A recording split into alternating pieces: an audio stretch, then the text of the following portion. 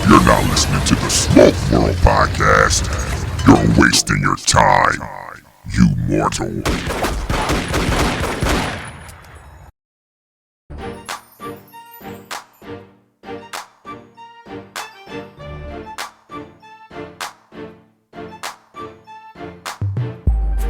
What's up, folks? Welcome to another episode of What?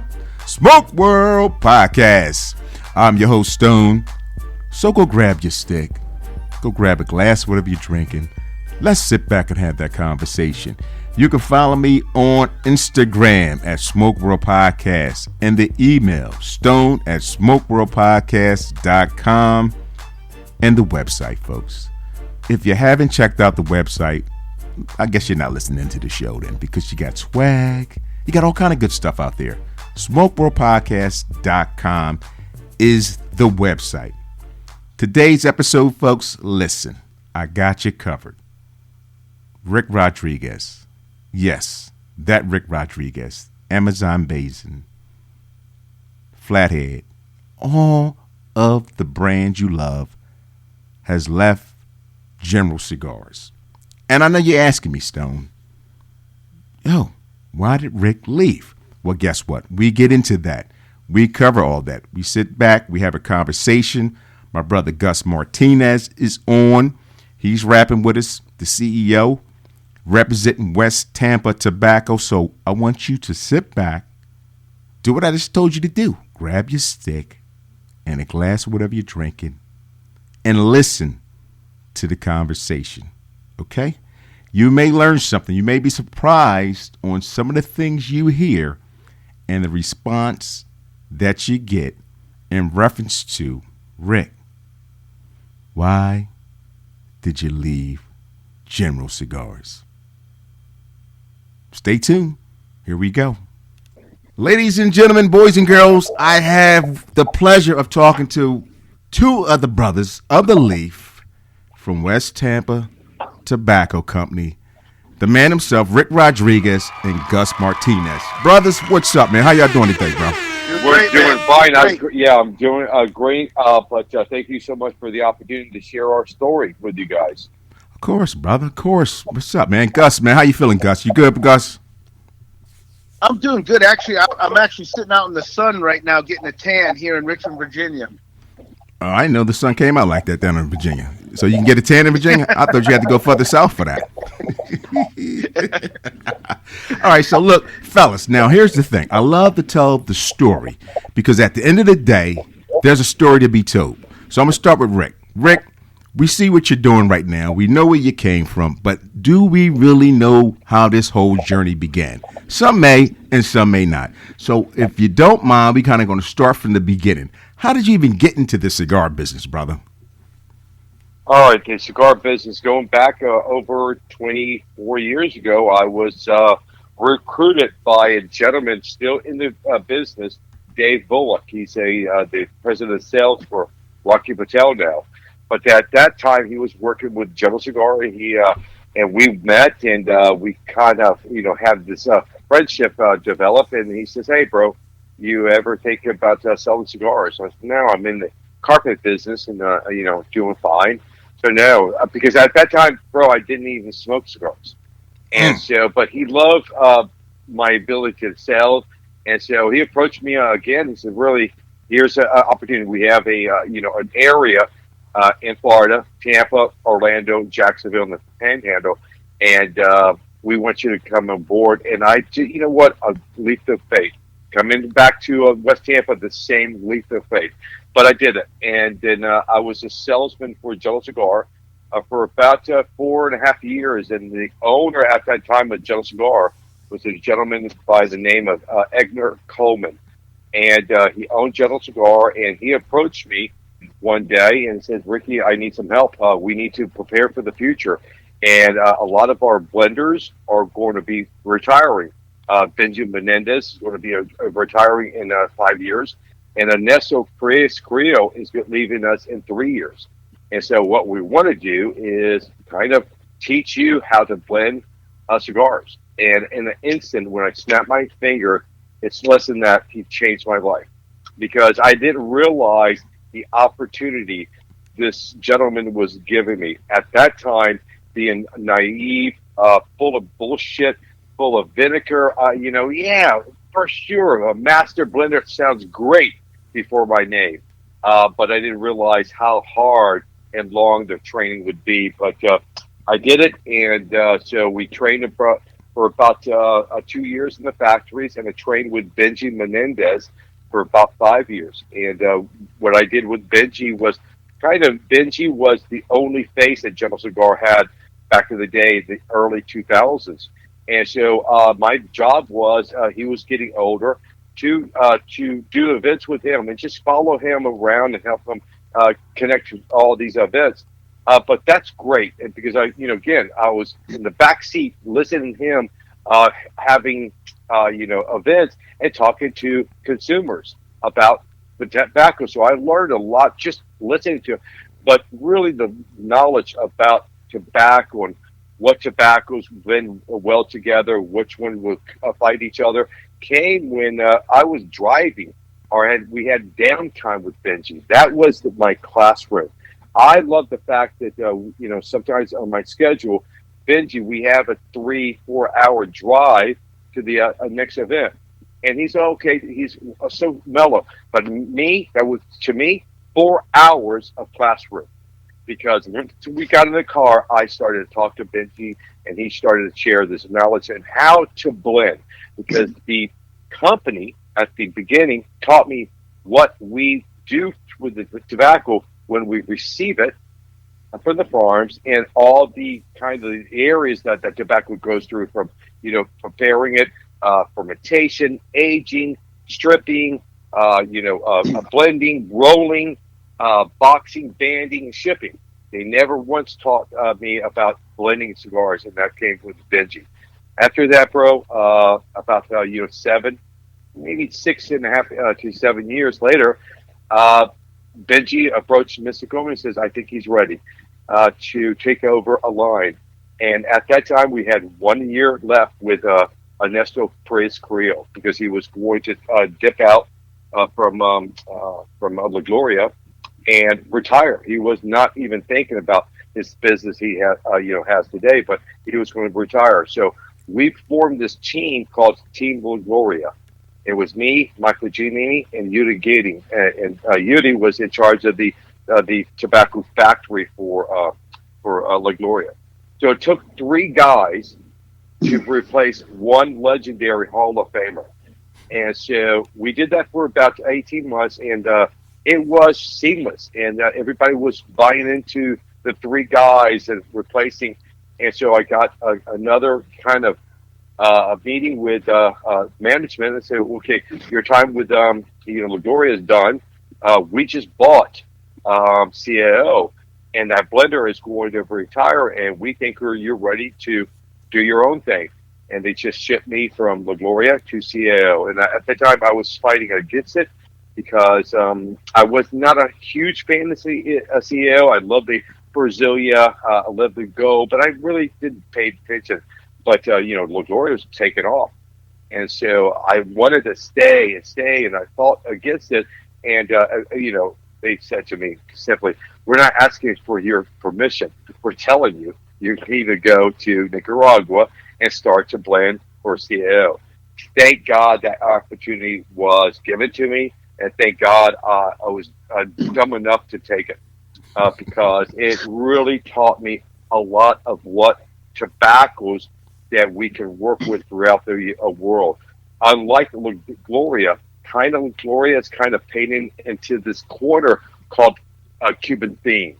So we could never launch a Amazon Basin or a Flathead with La Gloria, but because CEO taught me so much about marketing, about connecting to the fan base of your line, about being able to say, "What do you want from us? You want a flavor cigar? You want a new age cigar? You want a different tobacco from it?" It just worked out. So it really gave me knowledge about tobacco and how to interact with the consumers that are attaching themselves to that line. And it happened to be CAO.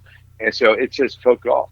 And then I worked until May No, April the 29th was my last day with General Cigar, and we opened, and announced on the 2nd of May over the weekend that we're starting West Tampa Tobacco Company, and we'll continue. But I want you to hear Gus's story, how he got to the point of West Tampa.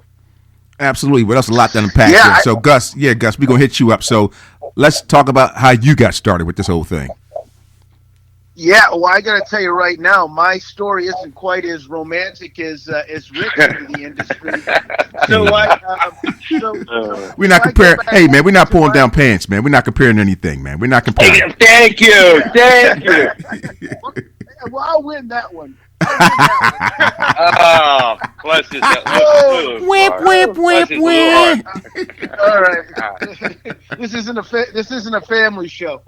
Exactly. Not at all. So yeah, so mine isn't as romantic. So my first experience with cigars goes all the way back to when I was 18 years old. So I grew up in Detroit, and so way back when, you only had to be 18 years old to drink in Windsor, Canada. So a bunch of buddies of mine, we would drive, over the Ambassador Bridge into Canada so we could drink. But you could also get Cuban cigars up there.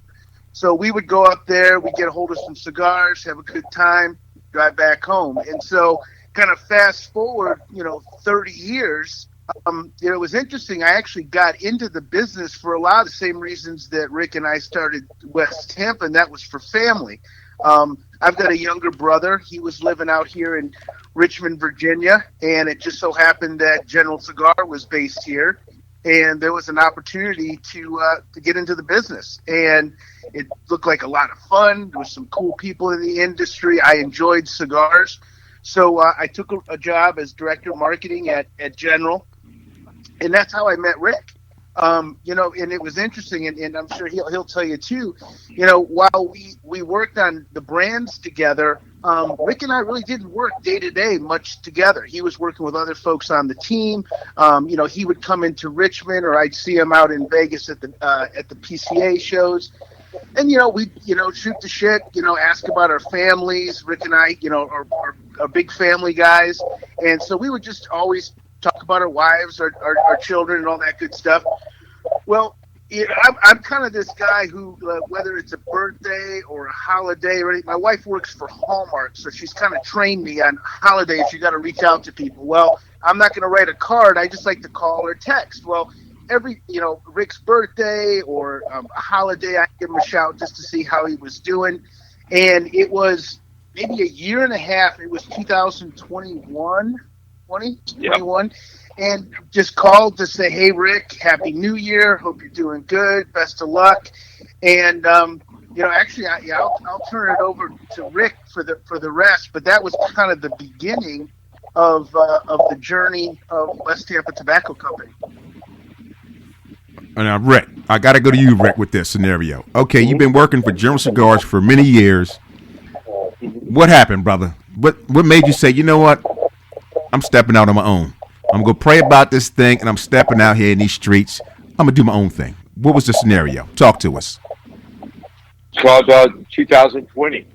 Like everybody, was shut down and shut out. And I was sitting in my garage, and my daughter was trying to make it home back from Nicaragua.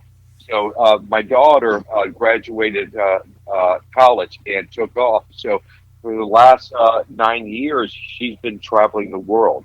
She lived in countries for 6 months to a year, and she's just traveling. So she's kind of stuck in Nicaragua. Funny, never fucking been in the factories. It's all beach, areas that she went to, from Vietnam to Australia to the Philippines to Nicaragua to Mexico to Panama. It's always beach connected. But she said, Dad, I'm done. I'm done with it. I just want to settle down, and I think I'm going to come home. That was the first time in over 13 years, because she went away for college, that we heard her say, I want to come home. And when she said that to me, she had another phone call to announce that I think I have a flight in 2 weeks. I want to get on a flight, come home. And say, Dad, it would be interesting are great if we could ever work together. And I stopped her. I said, baby girl, that would be so fucking great for us. But, unfortunately, I work for Jello Cigar. And Jello Cigar is not going to hire you to make me feel better about my job. And so, you know what? That's kind of planted that seed that she said to me for the first time ever. Could you imagine us working together? And so I buried it. She came home. And so 20 kind of went by. And that winter, that November and December of 20, we're together again, and you know what? Now's the time, really. But I didn't know what it now meant. Do I just open a shop, and Sarah and I can work on the shop together? And so we had, a conversation. I said, "Baby, you need to find your job. You need to find a area that you want to live in." So she moved to Portland. It's okay. You know what? I thought I had you back, but she moved to Portland, and then and I think the first of January of 2021, I got a call from Gus to wish me happy New Year's, and he said to me out of the blue, "What are you doing?" I said, "Bro, I think I'm going to retire from Jello Cigar." Interesting. I want to get back into the business. And so we started to talk about what we would do. And Gus, again, break in, but we're talking about opening a shop together. And he's going to be kind of the running the business side, and I would just run the front of the shop. But we realized very quickly he's not going to be able to move from Richmond to Tampa, and two families being supported by this one shop. And out of the blue, he said, I don't think I'm going to do this because it's going to ruin our friendship first and our business relationship second. Because I'm going to be in Richmond collecting money, not doing anything. Because I can't work the shop. Like, you're going to have to work the shop. And I said, well, if you're out, I can't do anything. I'm going to have to break my daughter's heart again and say, no, I'm just staying with General Score. And he says, have you ever thought about your own line? And bro, believe when I say I've never thought of, because until that situation in 2020, I was so happy with General Cigar and CAO. I had carte blanche to do anything and everything I wanted to do. I was working with the best of the best, from marketing to factory guys to salesmen. That, to me, best of the best was General Cigar. I don't know, I've never thought about that. And then Gus, thinking about for what you did with the business plan. And Yeah. So as soon as we did that, and I'll be honest with you, that was probably one of the toughest calls I ever had to make, because Rick and I had been talking about it and planning it for like 6 months. I mean, we had identified a location. We were going to sign a lease, but then I knew in my heart of hearts that my friendship with Rick was way more important than making a few dollars on a shop. And so what we decided was, hey, Rick, give me some time. Let me put together a business plan. Because Rick was busy. Rick had a job to do. So, it was really up to me to say, okay, this is the idea. Let's put it together. So I put together a business plan and sat down with Rick, and we went through it. And the more we discussed it, the more we thought, yes, we can make this happen. But it was interesting. Before we even put pencil to paper, we kind of talked about it. Companies always talk about bullshit visions and mission statements and stuff.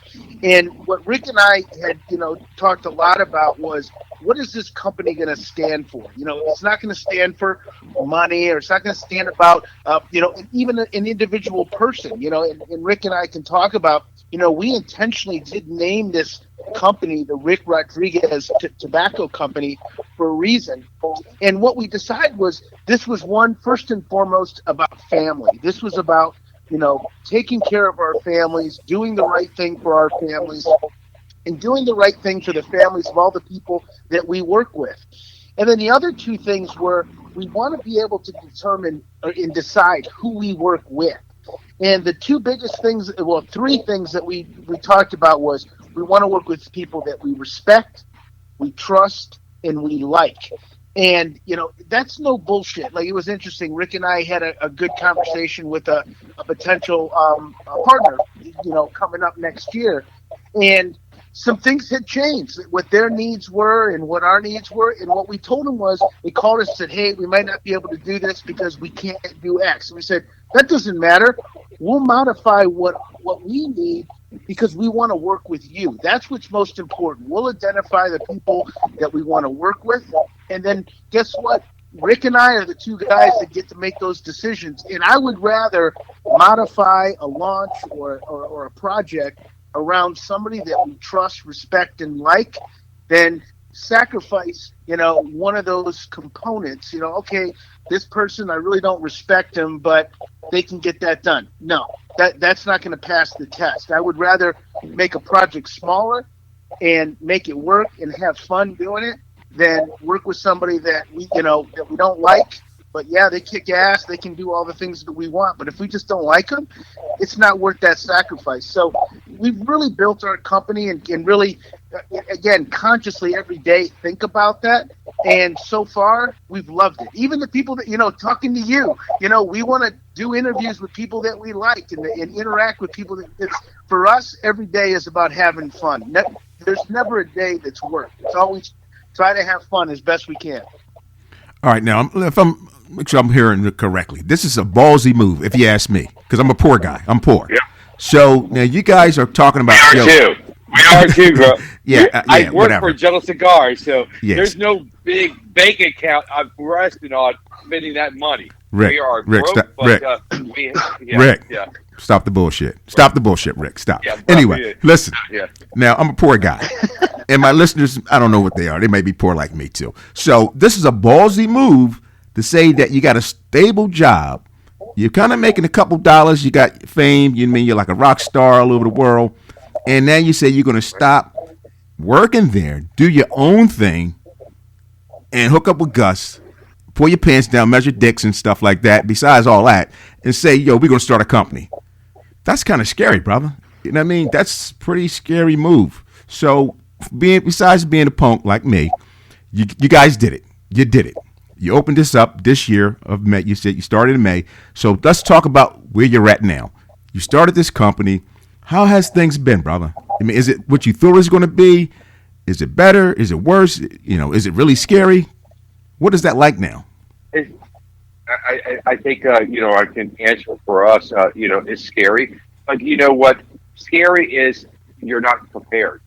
You didn't work your plan. You didn't have a plan.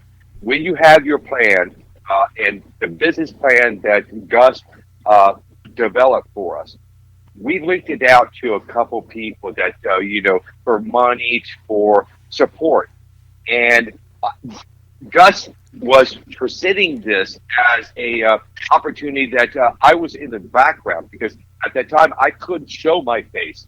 We couldn't say my partner is Ricky, and so Gus had to do a lot of this groundwork and contact these people. If you sign this agreement not to discuss this, I will share who my partner is.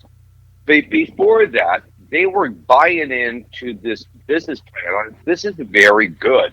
You guys are sharp. You're really detailed wise. You have every question answered that we have for you. And so that's good. So who's your business partner? Because right now we think we're about 40% in. The only 60% is who are you doing this because it's a bum. We're not going to do it. If somebody that we can work with, we'll do it. And he started to develop who that person was. And everybody at that fucking time, we're in. We had not heard to this day a no. We want to work with you. No. We have not heard it. So we knew that we looked at each other like, okay, this may work bigger than we think it's going to work. But we started small and we want to be small.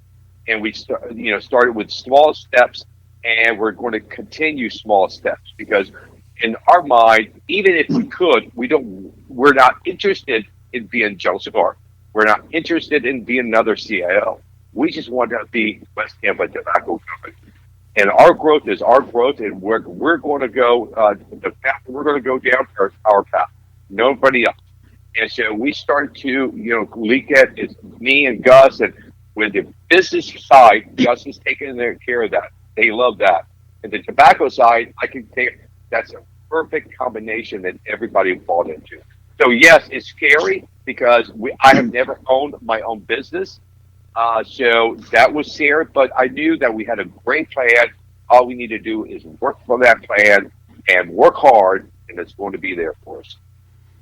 You know, to jump in there, Rick. For me, it was interesting. What I found is you were spot on with it being scary, but I almost have a sense of peace knowing that all of my shortcomings, all the things that I don't know, Rick fills in those gaps, and vice versa for those things that Rick isn't comfortable.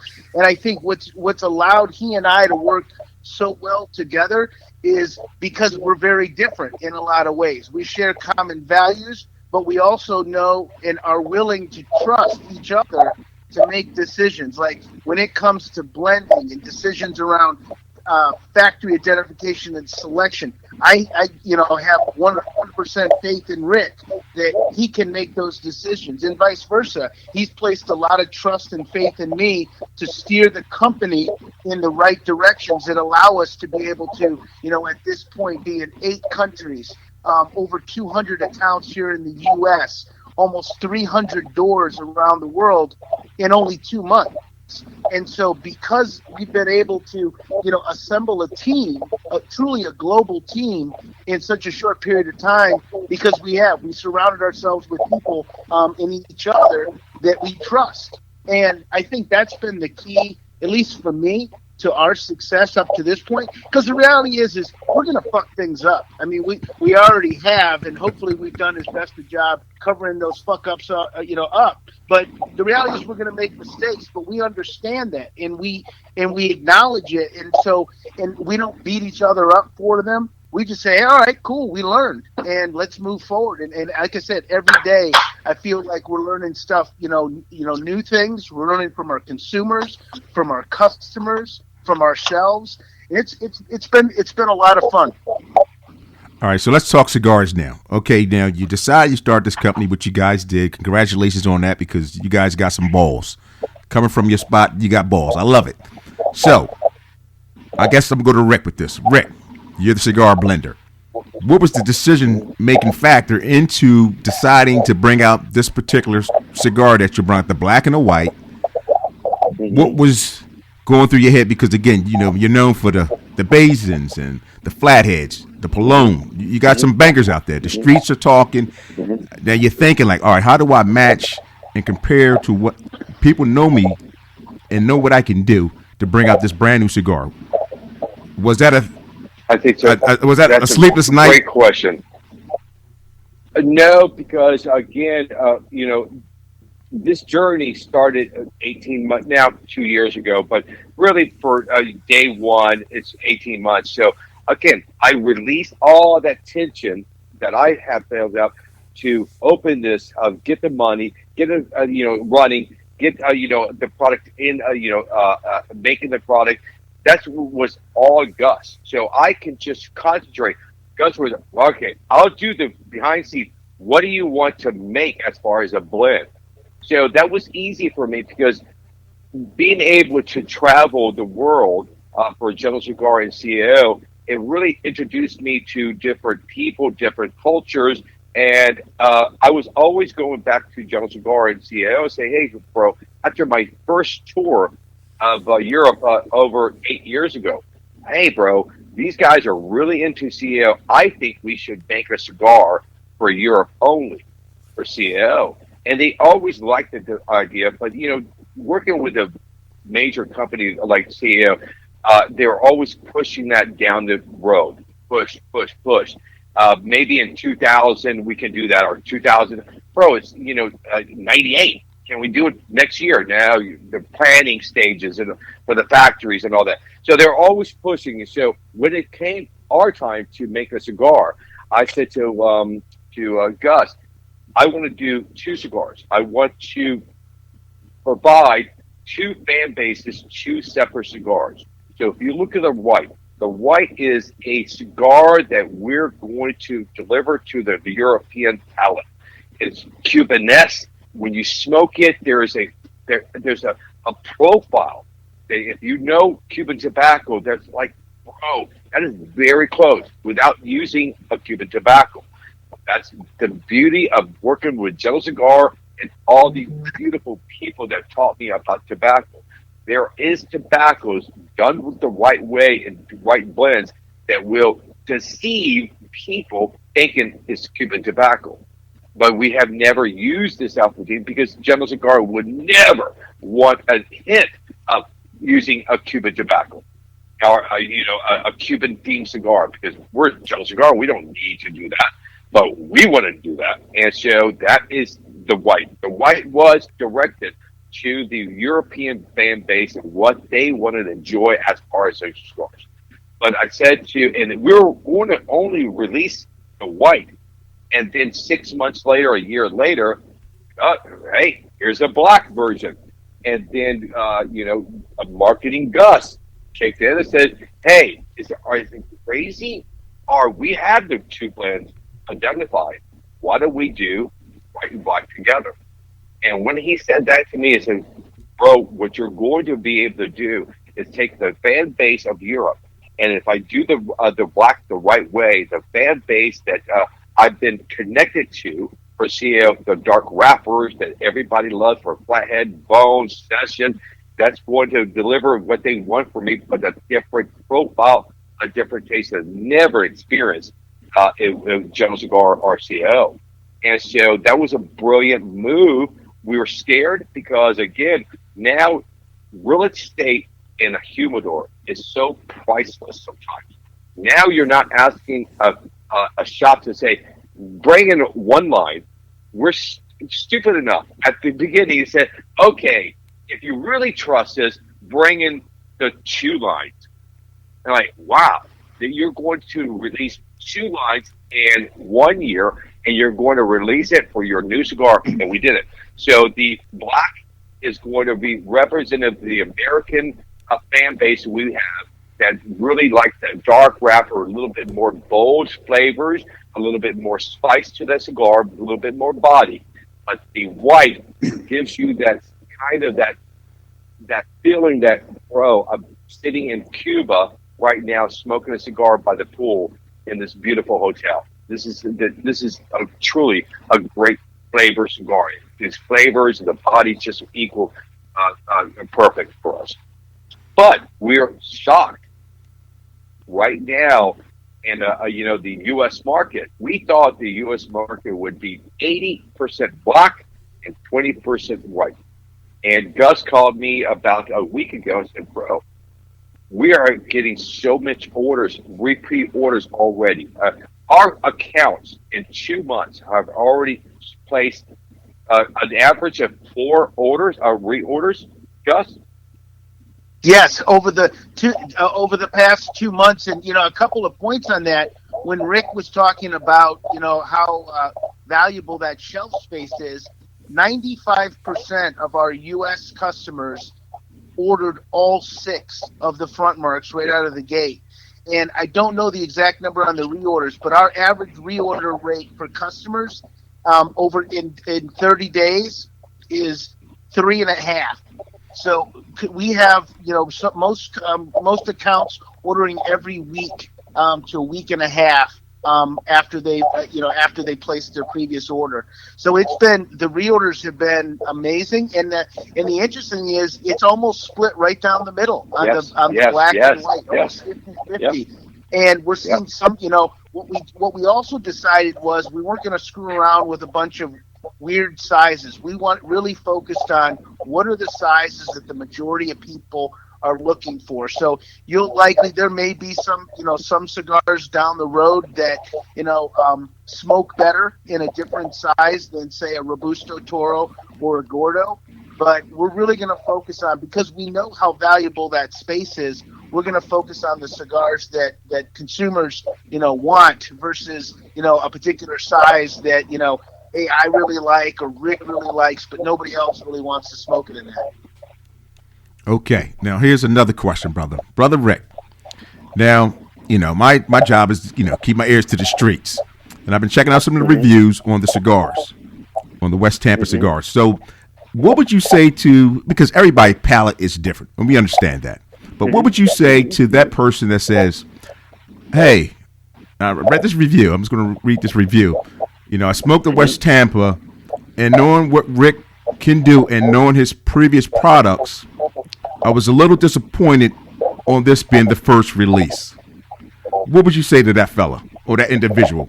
Because I guess they may be stuck in the mindset of something that they know that you have made, the sessions, the bones, the basins, Fuma. Right. So what would you say to those individuals? Every cigar is not for everybody. Did you smoke both black and white, or are you just judging West Tampa on the white or just black?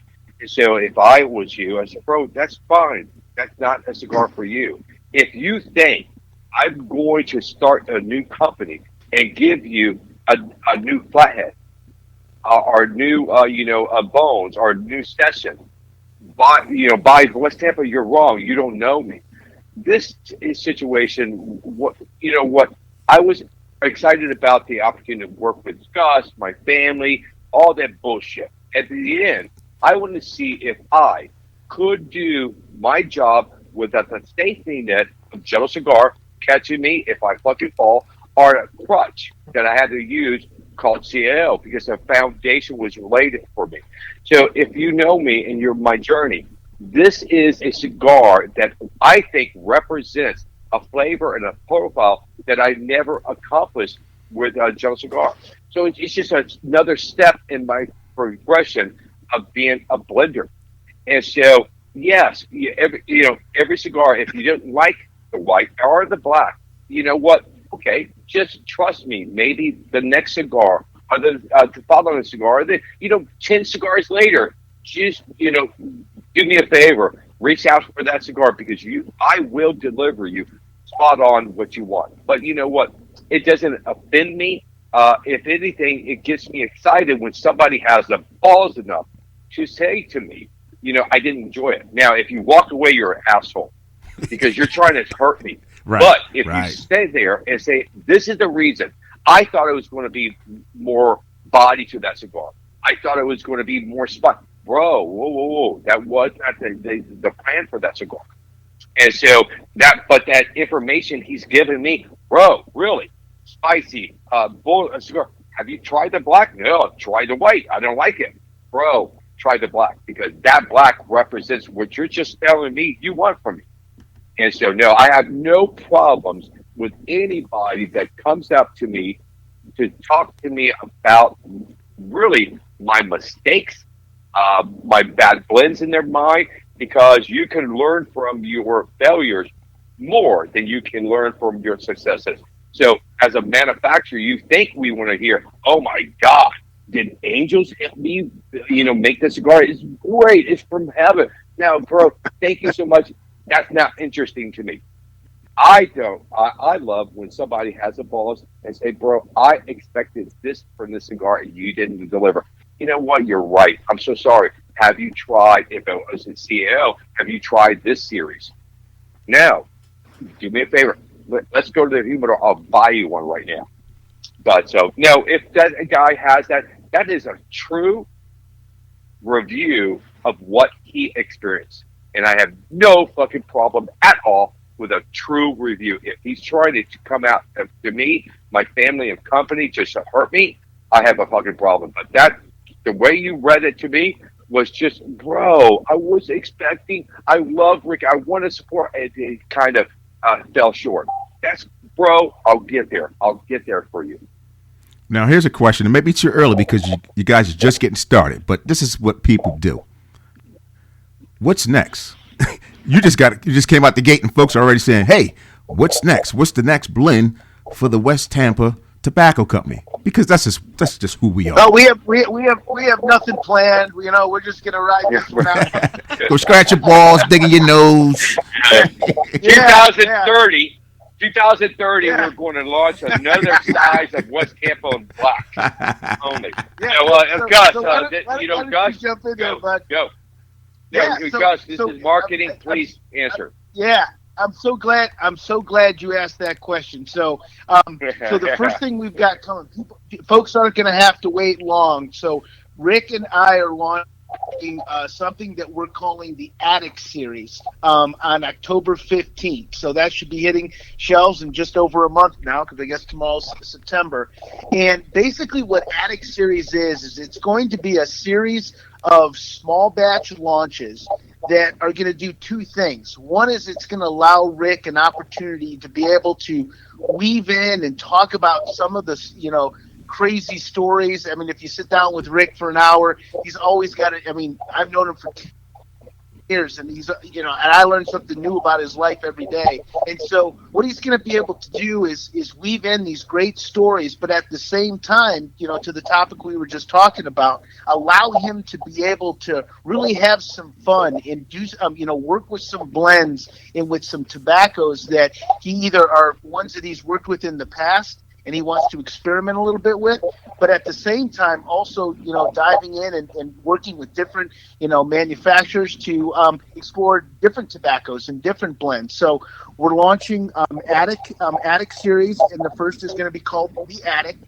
On October 15th, and you can expect to probably see another Attic series V2 probably at PCA next year. So that's what we've got going with Attic. We also have another launch that coming up for TPE in Gus, February. Gus, So we'll be back. Yeah. Gus. Go back to how many Yes, sir. boxes and all that. Yeah, for Attic. Yeah, yeah. It's going to be a small batch great project. point. Yeah, so it's going to be 3,000 boxes, but like all of our other launches, it's going to be a global launch. So we've got 3,000 boxes for the entire globe. So right now we've already starting to get some advanced orders. We gave a sneak peek at PCA, and as Rick had said earlier, nobody said no. So when it's all said and done, when I look at the numbers, we've probably only got around 2,000 left to sell. Pre-sell before the launch. The box itself is going to be a 14 count box. It'll be Toro cigars. It'll be 6x54 size, and the blend will. And I won't get into a lot of detail, more to come, but it will be utilizing a Mexican wrapper that we've identified that definitely will give you something very different than certainly what you're seeing with black and white. All right, I have a question. I So have then, this question. Well, go ahead. Finish up, Gus. Go ahead. No, I was going to jump on to the next one we got planned for February, but Oh no, well, go ahead. Yeah, we need that. We need that information. Go ahead. Yeah. Let me shut up. I'm sorry. yeah, Proceed. you can tell I'm very excited. I mean, So I'm we got- interested in this one. What? We have another one in So the next one, What? You guys are moving Yeah. fast. Okay, you got October. Go ahead. Talk to us, Gus. yep. So we've got our next one. In fact, I was so excited. The cigars were finished this past month, so we're going to have some nice age on those. It's and the name of that launch is going to be called Course, but with a Korce. And again, what Course is, and you'll see this with some of our names, Course really speaks to kind of the journey that we all take in life. We all have a different course. While we may start in different places, rarely is it ever a straight line. But in the case of Rick and I, our lives took very different courses. We were in different parts of the country, different experiences growing up. But ultimately, our course in life led us, to cross paths. And so this cigar is really about our the smoker, the consumer, in terms of this is a recognition that they all have their course that they take in life. And sometimes you just need to, sit back, enjoy life, and have a cigar. So that's what Course is going to be. This one here is going to be a precursor to some potential Course launches that we have planned further down the road, either in 23 or 24. But that one, too, will be a smaller release. It'll only be 2,500 boxes, although this will be released in actually a humidor. It will be a 20 count, but it will be an actual humidor that these cigars will be in. It'll be two sizes. a Toro, as well as a Gordo for this particular launch. And again, that will be we'll unveil that at the TPE. Nice, nice. Okay, so And then yeah, no, go ahead, finish that up, brother, because I mean we need to no, know. That's why we wanted to we've listen got to more. you. I will get into Preach, detail. preach. Yeah, yeah, but we yeah. But we've got some other things. We've got we've got three other launches planned for PCA timeline that we'll unveil. The shipment will be staggered, but we have three additional launches planned for the back half of 2023 as well. But we can save those for another interview. Okay, go give us a little tease, huh? All right, a little strip tease. Not a problem. All right, now I'm thinking out loud, fellas. Okay, I'm thinking out loud. Don't be mad at me. Don't be mad at me, Rick. So here's the thing. A certain tobacco, a certain cigar that was really popular in the atmosphere when you was working with General Cigars. I think the name of it was called the Amazon Basin. So let me ask you a question, brother. Is it possible, just out of curiosity, I'm thinking out loud, don't be mad at me. Is it possible, because I know that company is a large company that sells a volume of mass numbers. Is it possible that maybe there could be in the future some connects with that particular tobacco and something that you can put together using that tobacco from that particular region and making a cigar? Just out of curiosity. No. Next Damn. question. Damn. Yeah. Damn. All right. Damn. So Damn. understand this. Damn.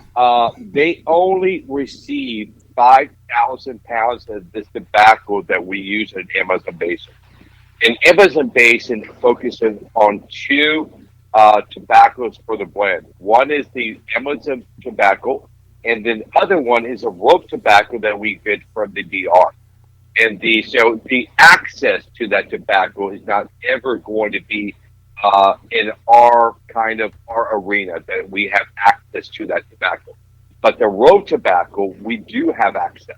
So I also made a cigar called Moral Coil. I don't know if you ever smoked that cigar, but Absolutely. it is okay. So that if you draw that cigar blindfolded, you think you're going to smoke a Amazon Basin because that sweetness Yes. that you associate that is from that tobacco. And so I can envision in the future with one of the addict project offering a maybe a blend kind of like that Moral Coil. Again, I do not want to copy that blend No. and just release it because again, but could I take that blend and use another wrapper, and what would that change affect the cigar, positive or negative? If it's positive, go for it. So yes, that's it is one of my crown jewels of what I was working with CL.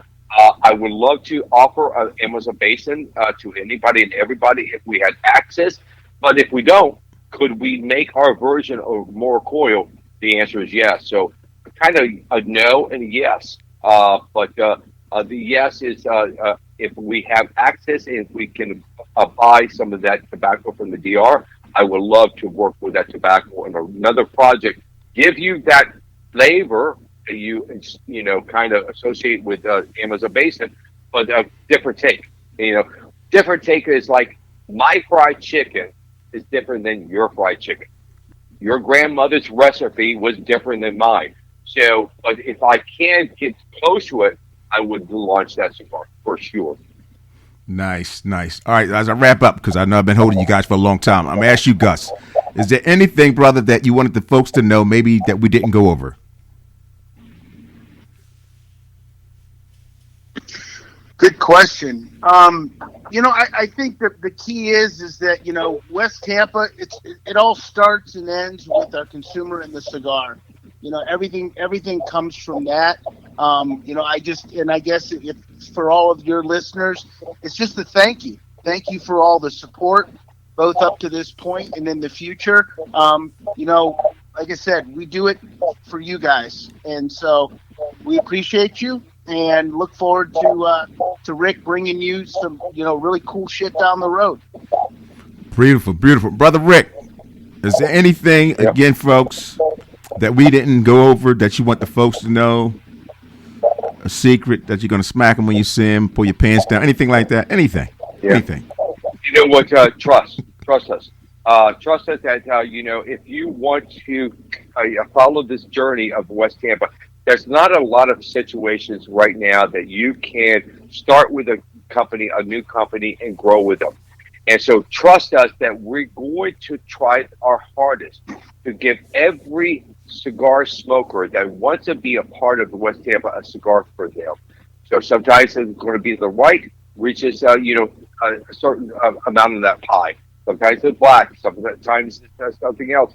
But trust us that we listen to the fan base, and we want to give the fan base exactly what they want from us. So if it's not today, don't give up today, because tomorrow, the next day, the next year, we're going to eventually get around, and you're going to enjoy the cigar. So just trust us, follow our journey, be a part of this journey. And, you can say in 20 years, I was supporting Ricky and Gus and Sarah back in 2022 when they started. And I love this journey that they took us on, because it's going to be crazy. It's going to be exciting. It's going to be scary sometimes. But I guarantee you, once you ride this ride, for as long as you're going to get off that ride, say, that was fucking great. I want to fucking stand in the line and ride that ride again with these guys, because that was fun. Yep. All right, so now I need to know how folks, you got everybody excited. Now I need to know how folks can get those cigars. Are you on social media, Gus? What's the social media platform, website? Let's talk about all that. Put it out there, sir. Yes, sir. Great segue. Yes, sir. We are on Instagram and Facebook. You can follow us there at West Tampa Tobacco.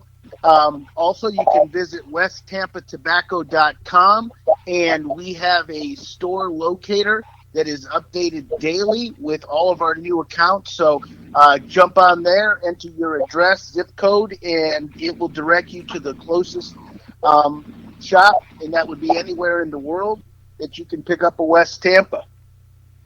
Good. There you have it, folks. Rick, Gus, thank you for being a guest on Smoke. Hold on. Whoa. You know what? I want to. Rick woke up. I'm going to read. I'm going to read a review. You're going to end that fucking review with a wrong review. All right, here's one I got. I just had the opportunity to smoke a new West Tampa Black. Oh my God. Sir, whatever you're doing is magic. Continue your path, because I want to follow you. Sign, Mom. No, not Mom. Frank says that to me. No. It's all good news. It's all good news, bro. I love it. Yo, fellas, I love it, brothers. Yeah. I love it. Right, Frankie's the man. Frank's the man. Yeah. Thank you so much for your time, and hopefully this is one of many interviews in the future for us. Definitely, brothers. I appreciate you guys being a guest, man. Thank you. Congratulations on the company. Let me know what I can do for you. Whenever you got something new coming up, let me know. I'm there. I'm putting it out there, fellas. Thank you so much. Thanks, bro. I love appreciate you. it. Love you, brother. Well, there you have it, folks. If you don't know, now you know. West Tampa Tobacco. Go check the sticks out. Great sticks, man. Awesome smokes. The black and the white. Rick Rodriguez, Gus Martinez. Shout out to the brothers. Sat down, had a conversation with us. So, if you don't know, Instagram, social media. You can follow me. Smoke World Podcast is the name. Email stone@smokeworldpodcast.com. Website, we're going to beat it up. smokeworldpodcast.com. Folks, listen, I truly appreciate y'all for listening to me talk crap on a daily basis. Don't forget to like, share, subscribe. You know how we do. And I will see you on the other side. All right? Peace.